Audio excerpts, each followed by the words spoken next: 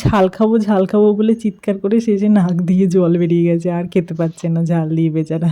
আবার এদিকে নাচতে নাচতে বলছে হ্যাঁ খেতে পাচ্ছি, ভালো লাগছে, ঝাল লাগছে না। হাই, কেমন আছে সবাই? তো আজকে আমাদের বাড়িতে কাজ চলছে।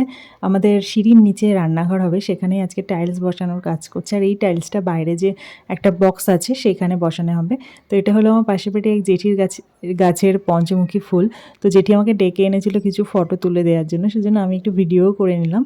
তো বাড়ি ফিরে এসে আজকে সকালে চা আর পাউরুটি খেয়েছিলাম। আর এদিকে এরা কাজে চলে এসেছিলো, কাজ করতে গিয়ে হঠাৎই দেখছে একটা পেটির বাক্সের টাইলস ফাটা রয়েছে। তো সেজন্য আবার এগুলোকে নিয়ে আমাদের দোকানে চেঞ্জ করতে যেতে হয়েছিল।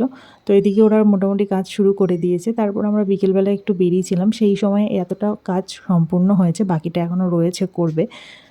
তো এটা হলো বিকেলবেলা। তার মাঝে আমি দুপুরবেলাতে আমার মা লক্ষ্মীকে এই শাড়িটা পরিয়েছিলাম। এই শাড়িটা অনেক পুরনো, আমার মা লক্ষ্মী যখন প্রথম আমি কিনে আনি তখন এই শাড়িটা কিনেছিলাম। আর আজকে দুপুরবেলায় মাখা করেছিলাম বাতাবি লেবু, বেশ ঝাল ঝাল করে মেখেছিলাম, লঙ্কা লেবু দিয়ে, ভালো টেস্টিও হয়েছিল, আর খুব একটা টকও ছিল না। আর ও হলো মিঠাই, আমার পাশের বাড়ির এক বোনের মেয়ে।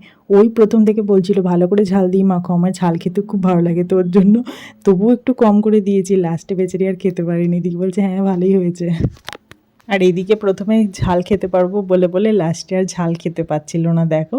পরে আর খেতে পারিনি বেচারা, একটুখানি খেয়ে রেখে দিয়েছে, তাও অনেকটা খেয়েছে। দি বলছে ভালোই হয়েছে। কেমন লাগলো ভিডিওটা জানিও। তো আজকে আসছি, দেখা হবে নেক্সট ব্লগে, বাই।